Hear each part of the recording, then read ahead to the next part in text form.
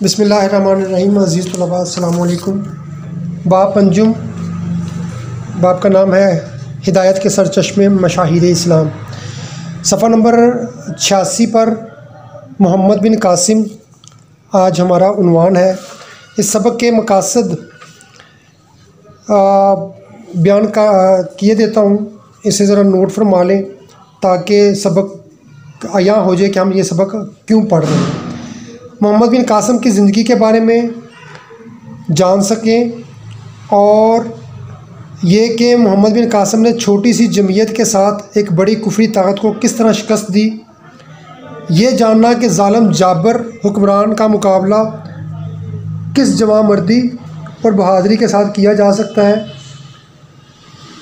वो कौन से अवामल हैं जिनका ख़यालात रखते हुए दुश्मन से मुकाबला करके इसे शिकस्त फाश दी जा सकती है।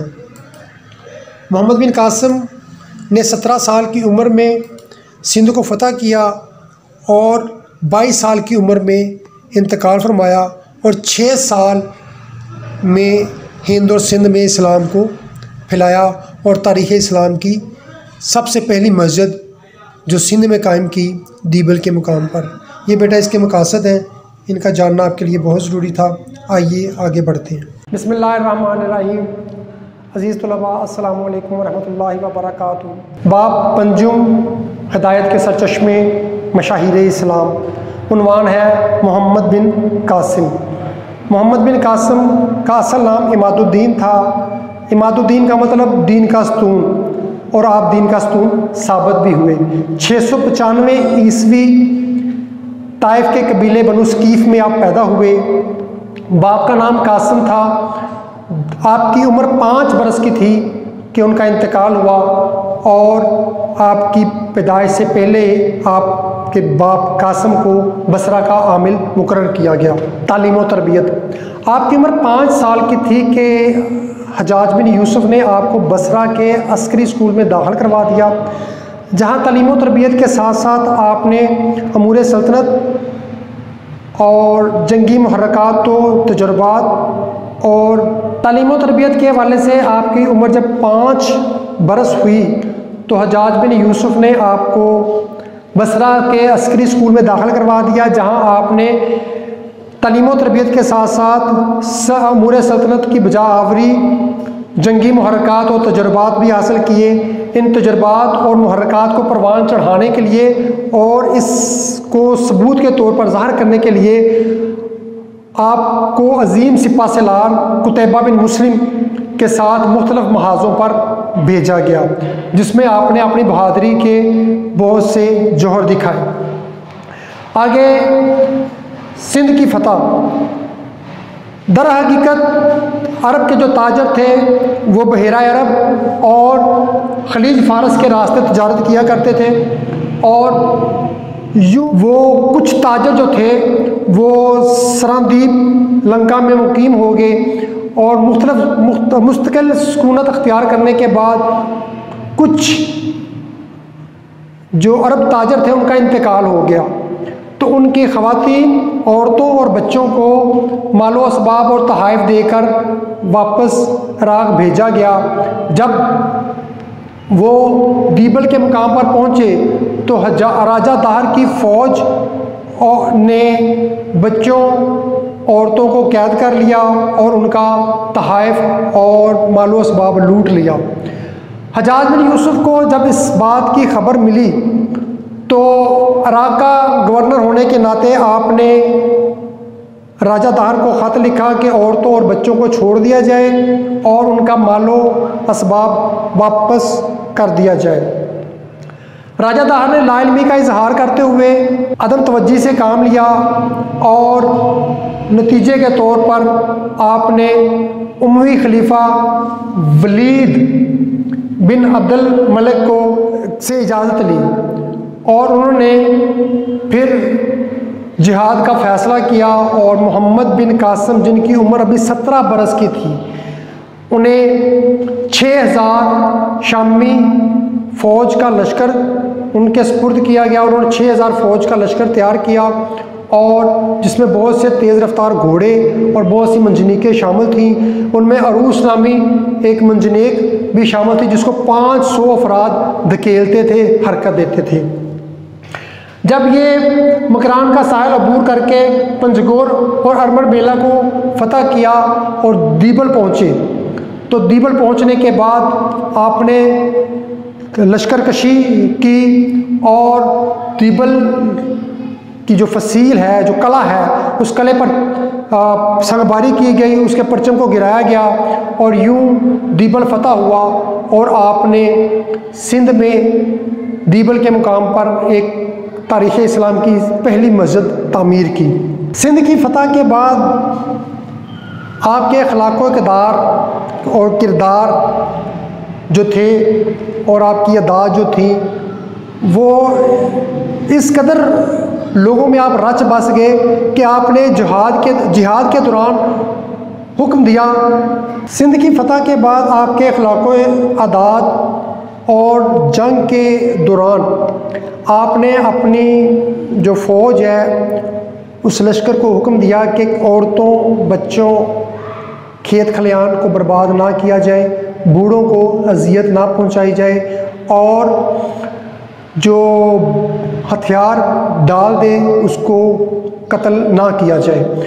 यूँ जब आप सिंध में 6 साल फाते की हैसियत से गुजारे तो आप अवाम में इस तरह रच बस गए कि लोग आपकी ईमानदारी, आपके मुस्तहकम इरादों, आपके बुलंद ख्याली, आपके जहादी फ़ैसलों से इस कदर मुतासर थे कि आपने ईमानदारी को फ़रोग़ दिया, आपने हिर्स व हवस का ख़ात्मा किया और फौलादी जिगर रखने वाले इस शख्स को जब ओहदे से माजूल किया गया तो वो वापस जाने के लिए मोहम्मद बिन कासिम को वापस भेजने के लिए हरगिज़ तैयार नहीं थे। मोहम्मद बिन कासिम जब दीबल पहुँचे तो आपने उरूर में मुकीम राजा दाहर को एक वफ्द भेजा कि हम जिहाद करना नहीं चाहते, हम लड़ना नहीं चाहते, कत्ल व गर्दगरी हम नहीं चाहते, मेरा मकसद इन औरतों और बच्चों को छुड़वाना और माल जारत वापस लेना है। तो उसको मती करना उनका मकसद था। लेकिन राजा दाहर ने हट धर्मी का मुजाहरा किया और इस मुजाहरे के नतीजे में उसने कहा कि इसका फ़ैसला अब तलवार करेगी।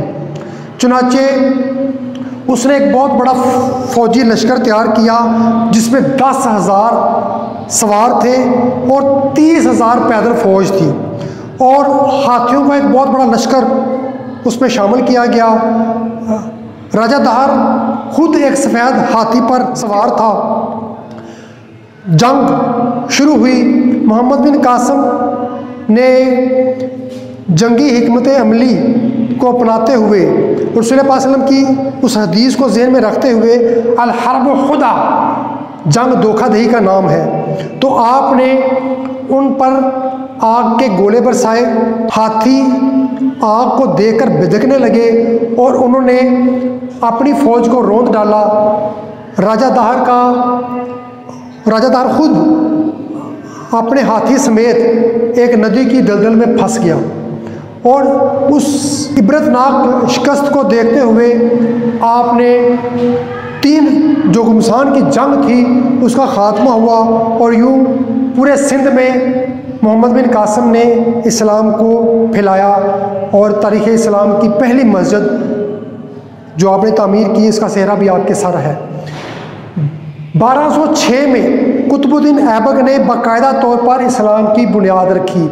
आज हम जो मुसलमान हैं इस खित्ते में, यकीन जानिए ये अरब ताजरों की वजह से नहीं है, ये अरब के उन मुबल्लगीन की वजह से है, उन तबलीग करने वाले लोगों की वजह से हैं, उन मुजाहिदों की वजह से हैं जिन्होंने अपने घर बार को छोड़ा और इस्लाम हिंद और सिंध को फतह करके पूरे पाको हिंद में फैला दिया। एक खातून का ख़त उसने हिंदुस्तान की जड़ें हिला दी।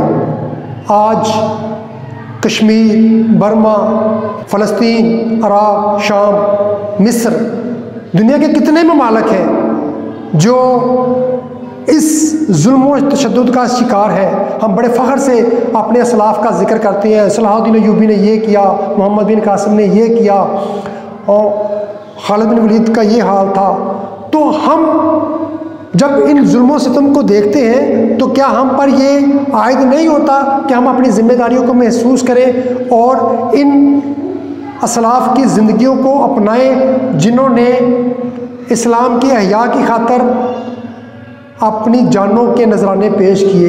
यकीन जानिए इस्लाम सहाबा के खून पर तैरता हुआ, इन असलाफ़ के खून पर तैरता हुआ, इन सिपा सलारों के खून पर तैरता हुआ हम तक पहुंचा है, वरना आज हम भी मंदिरों में टल्लियां बजा रहे होते और आज हम भी राम राम और कृष्ण की सदाएं लगा रहे होते। इन्हीं का कारनामा है जो इस्लाम जो था वो हम तक पहुंचा और हम मुसलमान हुए। मोहम्मद बिन कासिम की उम्र अभी 22 बरस की थी कि उनको सिंध के ओहदे से माजूल कर दिया गया। यजीद बिन अबी कबशा को सिंध का आमल मुकर्रर किया तो जो फतूहात का सिलसिला था वो रुक गया और मोहम्मद बिन कासिम को इराक़ वापस बुलवाया गया। आप यकीन जानिए कि पूरे हिंदुस्तान के जो मुसलमान थे, ना सिर्फ मुसलमान बल्कि जो अवाम वहाँ की राया भी थी, वो मोहम्मद बिन कासिम को वापस भेजने के लिए रज़ामंद नहीं थी। आपने ज़िंदगी के आखिरी अयाम इंतहाई जवानमर्दी, सब्र व तहम्मुल, बर्दाश्त से गुजारे। इतने अजीम सिपा सलार की उम्र अभी 22 बरस की थी। इस अजीम सिपा सलार की उम्र अभी 22 बरस की थी कि 717 ईस्वी में इसका इंतकाल हो गया। आज अगर हम मुसलमान हैं तो यकीन जानिए इन्हीं सिपा सलारों के कारनामों और जानी कुर्बानियों की वजह से हैं। अल्लाह ताला से दुआ है कि अल्लाह ताला हमें इनके नक्शे कदम पर चलने की तौफीक अता फरमाए। गैरत मुसलमानी हम पर नहीं रही छाई, एक बुलबुल ने चूंच से आग बुझाई तो बाबिलों ने अपने पंजों से जुल्मत मिटाई। एक 17 बरस का था कि जिसने सिंध फतह किया, आज 70 बरस का है जिसमें शर्म नहीं समाई। खालिद बिन वलीद के तने पाश पाश पर था जंग का नक्शा, आज जर जन ज़मीन की खातर मारता है भाई को भाई। ये तकवा था कि माले गनीमत में हिस्से को उमर ने ठुकरा दिया। हम हैं कि करते हैं हराम की कमाई, ना पुन के पीते हैं ना छान के खाते हैं। स्याह सफ़ेद में नहीं रही हमें शनासाई, अदब उठ गया है अयाश से हो गए हैं अपने तायुश के लिए मगरब से बेहयाई है मंगवाई। कब तक यूं ही रंगे बेदीनी चलेगा, आखिर तब कब तक होगी इस रंग में रंगाई। अल्लाह ने बड़े फ़ख्र से इंसान को खलीफा बनाया था, फरिश्ते देखकर इसके गुनाह देते हैं दुहाई। ये मेरी ज़ाती सी नज़म है, ऐसी मेरे दिल में आया मैंने बयान कर दी। बेटा मोहम्मद बिन कासिम को सबक को पढ़िएगा और उसी शीट को उसके मुख्तसर सवालात के साथ और मरूज़ी सवालात के साथ उसको हल कीजिए। असाइनमेंट मैंने साथ अटैच कर दी है ताकि आपको लिखने में दुश्वारी ना हो। वस्सलाम, अपना ख्याल रखिएगा।